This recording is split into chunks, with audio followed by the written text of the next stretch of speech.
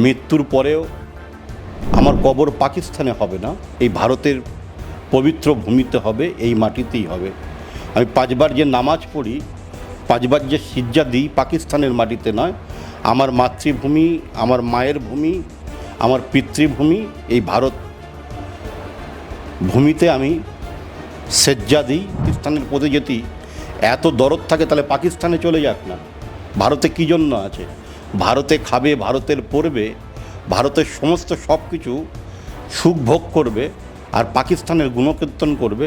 এই জিনিস ভারতবর্ষের মাটিতে আমরা চলতে দিতে পারি না। আর যারা দেশে বসে দেশের বিরুদ্ধে গাদ্দারি করছেন, দেশের যারা বদনাম করছেন, আমি তো মনে করি তারা কখনোদিন মুসলমান হতে পারেনি।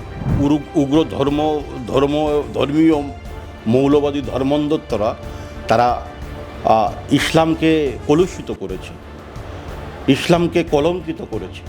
দায়িত্বশীল মুসলিম হিসাবে বলছি, ইসলাম কোনোদিন কখনো অনুমোদন করে না অন্যের ধর্মের প্রতি মানুষকে খুন করে তার উপরে স্টিম রুলার চালিয়ে কলেমা চাপিয়ে দেওয়া। এটা ইসলাম কখনো অনুমোদন করে না। আমরা দেশের জন্য নিজেদেরকে কুরবানি করে দিতে পারি, দেশের জন্য নিজেদের জীবনকে উৎসর্গ করে দিতে পারি, দেশ মাতৃ সাধনের জন্য আমরা সব কিছু করতে পারি, কিন্তু পাকিস্তানের এই হুঙ্কারের কাছে আমরা কখনো মাথা নত করব না। 130 কোটি ভারতীয় আমরা ঐক্যবদ্ধ আছি। মমতা ব্যানার্জি 1 মাস রোজা করলেন না। তিনি রোজা না রেখে হান্ডে পিণ্ডে খেয়ে মুখ দিয়ে মাছের এস্টে গন্ধ বেরোচ্ছে, তিনি কেন পাক সার্কাস ময়দানে মুসলমানদের ইফতার পার্টিতে যাবেন? ইসলামের নামে কলঙ্কিত এই জাত ধর্ম দেখে দেখে, যেমন কাশ্মীরের পেহেলগাঁতে যে স্টাইলে খুন করা হয়েছে, সেই সেম স্টাইলে কিন্তু মুর্শিদাবাদে খুন করা হয়েছে। পরিষ্কার কথা, আমার কাছে দেশ আগে, ধর্মের আগে আমার কাছে দেশ। দেশ যদি না থাকে কোথায় ঠুকবো মাথা? দেশ যদি না থাকে কোন মসজিদে গিয়ে সিজদা দেব? মমতা ব্যানার্জির তোষণ এবং তুষ্টিকরণ করে মুসলমানদেরকে চোর, ডাকাত, গুন্ডা, মস্তান, বদমাশ সমস্ত সব কিছু বানিয়ে সারে জাহাঁ সে আচ্ছা হিন্দুস্তান আমারা। কে কথা বলেছিলেন? এই স্লোগান কে দিয়েছিলেন? আল্লামা ইকবাল। রাম তো হিন্দু নয়, রাম মুসলমানের নয়। রাম হচ্ছে মর্যাদা পুরুষোত্তম, রাম হচ্ছে বীরত্বের প্রতীক, রাম হচ্ছে সৌন্দর্যের প্রতীক, রাম সকলে। মমতা ব্যানার্জি রাম রাম শুনলে ভয় পাচ্ছেন। আমি জানি না কেন ভয় পাচ্ছেন। তিনি বিভাজনের রাজনীতি করেছেন পশ্চিমবাংলার মাটিতে। আমরা ফুরফুরা শরীফকে শ্রদ্ধা করি, দাদা হুজুর পীর কেবলা রহমতুল্লাহ আলাইহিকে দেখে, আমরা তোহা সিদ্দিকীকে দেখে নয়। এই তোহা সিদ্দিকীকে দেখে আপনি সমস্ত পশ্চিমবাংলার মুসলমানদের মূল্যায়ন করবেন না। মরছে কারা? মুসলমান। মারছে কারা? মুসলমান। খুন করছে কারা? মুসলমান। সব মুসলমান। নির্বাচন এলে রিগিং করবে কে? মুসলমান। ফক্সি মারবে কে? মুসলমান। কাশিমদা, সরাসরি প্রশ্নতে ঢুকছি। যে অবস্থা তৈরি হয়েছে, পাকিস্তানের সাথে ভারতের যুদ্ধ হবে একটা রব, সেই প্রসঙ্গে একেবারে যখন পেহেলগামে যখন একাধিক ভারতীয়দের ওপর তাদের হিন্দু হওয়ার জন্য তাদেরকে নিধন করা হয়েছে, সেই প্রতিবাদে যখন একদিকে বিজেপির কেন্দ্রীয় নেতৃত্বরা সরব হয়েছেন, তেমন সাধারণ নাগরিক আমরাও সরব হয়েছি। কিন্তু দেখা যাচ্ছে বেশ কিছু সংখ্যালঘু রয়েছে যারা ভারতবর্ষেই থাকেন, পাকিস্তানের বিরুদ্ধে কথা বলে তাদের গায়ে লাগছে। কেন এমনটা? কেন? প্রথমত ইসলাম বলছে লাকুম দীনুকুম ওয়ালিয়া দিন। তোমার ধর্মের প্রতি তুমি যতটা না শ্রদ্ধাশীল, তার থেকে বেশি শ্রদ্ধাশীল হও অন্যের ধর্মের প্রতি। ইসলামে কোথাও বলা হয়নি যে হিন্দু বলে তাকে খুন করতে হবে বা গুলি চালাতে হবে। এটা ইসলাম অনুমোদন করে না। যারা এই পৈশাচিক কাপুরুষতার কাজ করেছে, পাকিস্তান চাইছে যে ভারতের মধ্যে গৃহযুদ্ধ হোক, হিন্দু মুসলমান রাইট হোক, কিন্তু আমরা হিন্দু মুসলমান একে অপরের পরিপূরক আছি, থাকব। আমরা রাষ্ট্রবাদী চেতনা সম্পন্ন লোক। আমি বিশ্বাস করি দেশকে ভালোবাসা হচ্ছে ইসলামের ইমানের অঙ্গ। আমি এই দেশে বড় হয়েছি, এই দেশে লালিত পালিত হয়েছি, এই দেশে শৈশব থেকে আমার সমস্ত সব কিছু শুরু হয়েছে। অতএব আমার মৃত্যুর প্রাক মুহূর্তে আমার দেশকে ভালোবাসতে হবে। মৃত্যুর পরেও আমার কবর পাকিস্তানে হবে না, এই ভারতের পবিত্র ভূমিতে হবে, এই মাটিতেই হবে। আমি 5 বার যে নামাজ পড়ি, 5 বার যে সিজদা দিই, পাকিস্তানের মাটিতে নয়, আমার মাতৃভূমি, আমার মায়ের ভূমি, আমার পিতৃভূমি এই ভারত ভূমিতে আমি সেজ্জা দিই, মাথা নত করে ঈশ্বর আল্লাহর কাছে প্রার্থনা করি। অতএব দেশকে ভালোবাসা হচ্ছে আমার ইমানের অঙ্গ, ইমানকে শক্তিশালী করা। আর যারা দেশে বসে দেশের বিরুদ্ধে গাদ্দারি করছেন, দেশের যারা বদনাম করছেন, আমি তো মনে করি তারা কখনোদিন মুসলমান হতে পারেনি। এবং যারা এই দেশবিরোধী কার্যকলাপ করছে, যারা উৎসাহ প্রদান করছে, আমি দেখেছি শাসক দলের একাংশ তারা উৎসাহ প্রদান করছে, এদের চিহ্নিত করে এদের দেশদ্রোহী তকমা লাগিয়ে দেশ থেকে বিতাড়িত করতে হবে। পাকিস্তানের প্রতি যদি এত দরদ থাকে তাহলে পাকিস্তানে চলে যাক না। ভারতে কী জন্য আছে?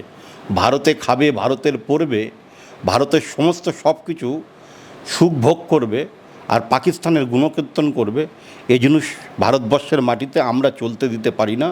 আমি বিশেষ করে রাষ্ট্রবাদী চেতনা সম্পন্ন একজন মানুষ এবং রাষ্ট্রবাদী মুসলমান, এটা আমরা কখনোই বরদাস্ত করব না।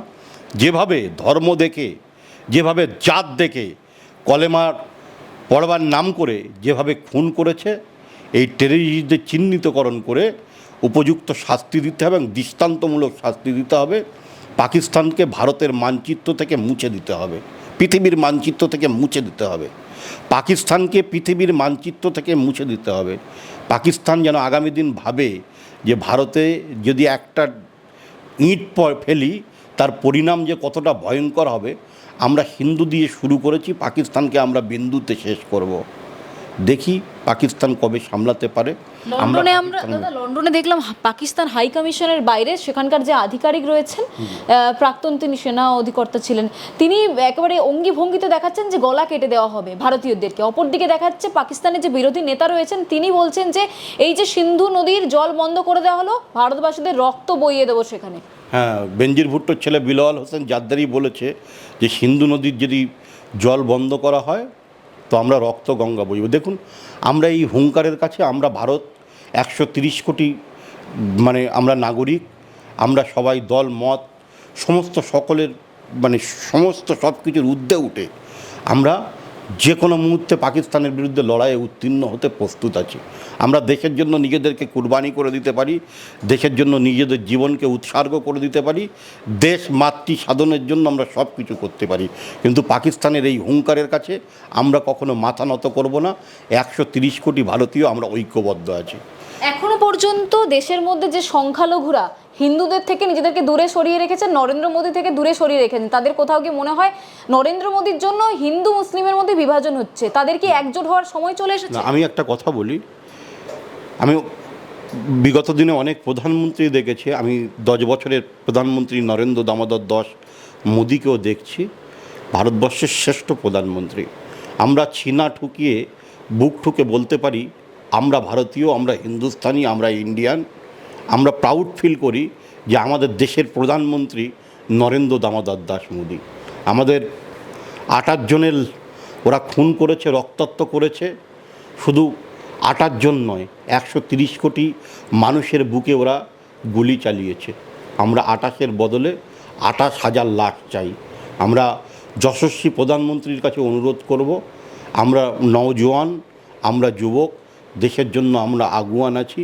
যদি আমাদের দেশের প্রয়োজন হয় 28 নয়, আমরা 28,000 পাকিস্তানিদের লাশ দেখতে চাই। আমরা ভারত মায়ের পদতলে উৎসর্গিত করতে চাই। 28,000 লাশ আমরা দেখতে চাই। আমরা পাকিস্তান খান খান হোক, পাকিস্তান টুকরো টুকরো হোক, পাকিস্তান পৃথিবীর মানচিত্র থেকে মুছে যাক, এটাই আমরা চাই। কাসেম দা, আপনার কাছে ইসলামের সংজ্ঞাটা কি? কারণ দেখলাম যে পেহেলগামে যে ঘটনা ঘটেছে, সরাসরিভাবে হিন্দুদেরকে কিংবা যারা মুসলিম নয় তাদেরকে বলছে কলমা পড়তে, কলমা না করতে, যদি তারা কলমা পড়তে পারছে না তখনই সরাসরি তাদেরকে একেবারে গুলি মারা হচ্ছে। সত্যিই কি এই উগ্র চিন্তাভাবনা ইসলামের মধ্যে কোথাও কি লেখা রয়েছে? উগ্র ধর্মীয় মৌলবাদী ধর্মান্ধরা তারা ইসলামকে কলুষিত করেছে, ইসলামকে কলঙ্কিত করেছে। ইসলামে কোথাও বলা হয়নি যে অন্যের ধর্মের প্রতি, মানুষের প্রতি জুলুম করে কলেমা পড়া। যারা এই কাজ করেছে তারা ইসলামের নামে কলঙ্ক, এবং মুর্শিদাবাদেও তো আমরা একই ইসলামের নামে কলঙ্কিত। এই জাত ধর্ম দেখে দেখে, যেমন কাশ্মীরের পেহেলগাঁতে যে স্টাইলে খুন করা হয়েছে, সেই সেম স্টাইলে কিন্তু মুর্শিদাবাদে খুন করা হয়েছে।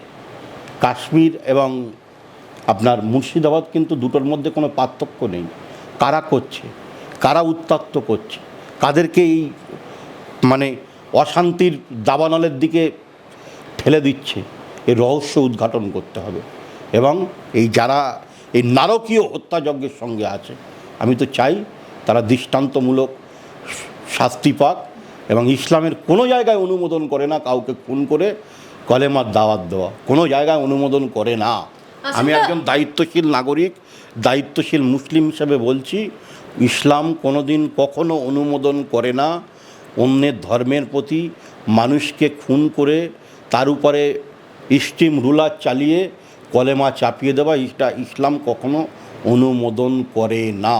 এবং ইসলামের কোথাও বিধানে বা কোরআনে লেখা নেই যে বন্দুকের সামনে এনকাউন্টার করে খুন করে যার ধর্ম দেখে তাকে কলেমার দাওয়াত দিতে হবে।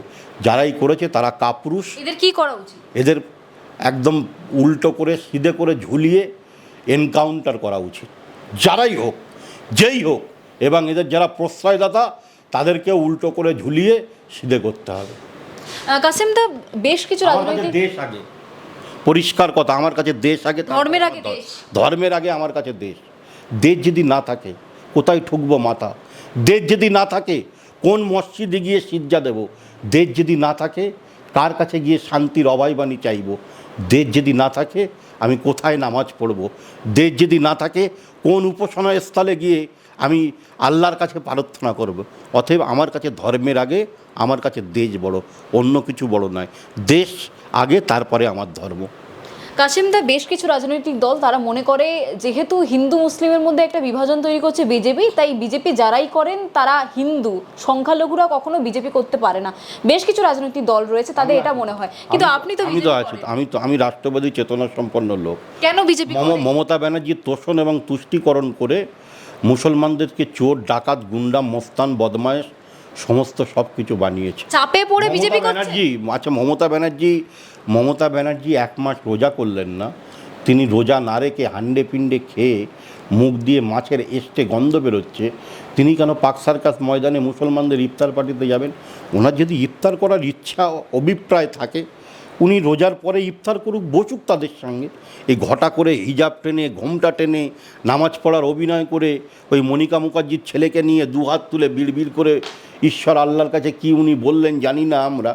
আসলে মমতা ব্যানার্জি এই 13-14 বছরে মমতা ব্যানার্জি তোষণ এবং তুষ্টিকরণ করেছে। মমতা ব্যানার্জি তো বলতে পারছে না। বকটুইকে 11 জন যে মুসলমান লোক খুন হলো, পুড়িয়ে খুন করলো কারা? তৃণমূল কংগ্রেস। মারল কারা? মুসলমান। মরল কারা? মুসলমান। মারছে কারা? মুসলমান। নানুরে যে খুন হলো, মরছে কারা? মুসলমান। মারছে কারা? মুসলমান।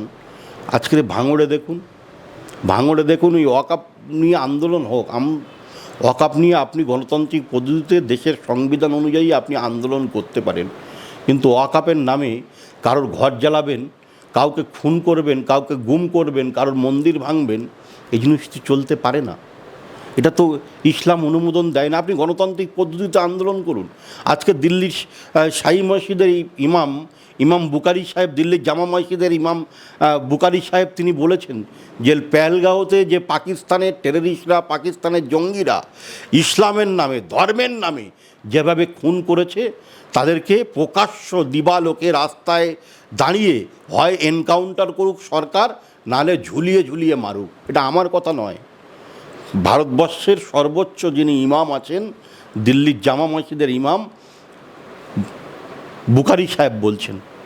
আমার বলতে তো আপত্তি নেই, যেটা সাদা সাদাকে বলবো, যেটা কালো কালো বলবো। কাসেম, তো আপনি বিজেপি কেন করেন? চাপে পড়ে করছেন রাজ্যে? চাপ নেই। আমি রাষ্ট্রবাদী, দেশভক্তি, দেশের প্রতি আমার আনুগত্য, দেশের প্রতি আমার ভালোবাসা।